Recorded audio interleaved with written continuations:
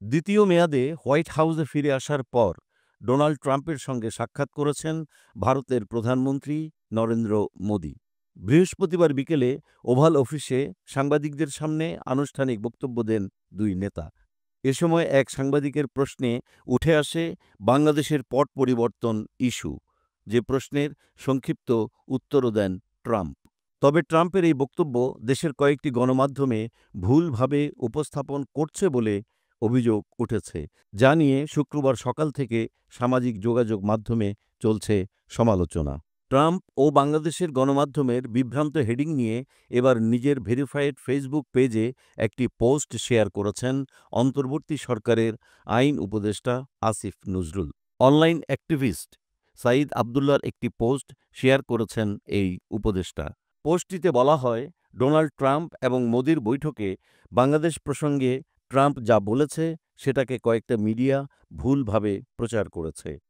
Daily star Bangla ভার্সনে যেমন heading দিয়েছে, বাংলাদেশের বিষয়গুলো মোদির হাতে ছেড়ে দিচ্ছি ট্রাম্প। ডেইলি স্টারকে দেখাদেখি আরও কয়েকটা মিডিয়াও একই টাইপ মিসলিডিং শিরোনাম দিচ্ছে। তাদের এসব শিরোনাম দেখে এবং নিউজ দেখে মনে হচ্ছে ট্রাম্প যেন মোদিকে দায়িত্ব দিয়ে দিচ্ছেন বাংলাদেশ ইস্যু ডিল করার জন্য। আপনারা যারা এই নিউজটা করবেন, খুব মনোযোগ দিয়ে অনলাইন থেকে ওই ভিডিওটা দেখবেন।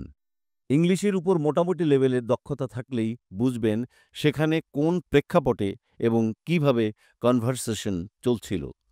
ট্রাম্পকে এক ইন্ডিয়ান সাংবাদিক যে প্রশ্নটা করেছিল তার সামারি হল, বাইডেন প্রশাসনের সময় বাংলাদেশের রেজিম চেঞ্জ ইস্যুতে আমেরিকার ডিপ স্টেটের ভূমিকা আছে, এ ব্যাপারে আপনার মন্তব্য কী? উত্তরে ট্রাম্প বলেছেন, না, আমেরিকার ডিপ স্টেটের কোনোই ভূমিকা নেই। এবং তারপর চোখে মুখে বিরক্তি নিয়ে মোদির দিকে ইঙ্গিত করে ট্রাম্প বলেছেন, বাংলাদেশ ইস্যুতে ওই প্রশ্নের উত্তরটা মোদির উপর ছেড়ে দিলাম।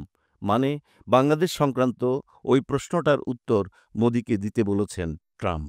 এই হলো ঘটনার সামারি। পোস্টটিতে আরও বলা হয়, আর এইবার চিন্তা করেন যারা এই হেডলাইন করেছে যে বাংলাদেশের বিষয়গুলো মোদির হাতে ছেড়ে দিচ্ছি, তারা ঠিক কী বুঝে এই শিরোনাম করছে? অন্যদের কথা বাদ। Daily star English to Bangla অনুবাদ পারে না, এটা আমি বিশ্বাস করি না। ইচ্ছাকৃতভাবে এভাবে জনগণকে ম্যানিপুলেট কেন করতে চান আপনারা? আর অন্য যেসব মিডিয়া এই টাইপ কাজ করতেছেন, জাস্ট ধুপধাপ কপি পেস্ট না করে একটু কনভারসেশনটা শুনে আসুন, শুনে তারপর খবর প্রকাশ করুন। এখন কিন্তু আর ওই যুগ নাই যে যেমন খুশি তেমন মিস ইন্টারপ্রেট করে জনগণকে যা গেলাতে চাইবেন জনগণ সেটাই গিলবে। অনেক সুযোগ সন্ধানী লোকজন আছেন যারা এই খবরটা ম্যানিপুলেট করে জনগণকে বিভ্রান্ত করতে চেষ্টা করবে।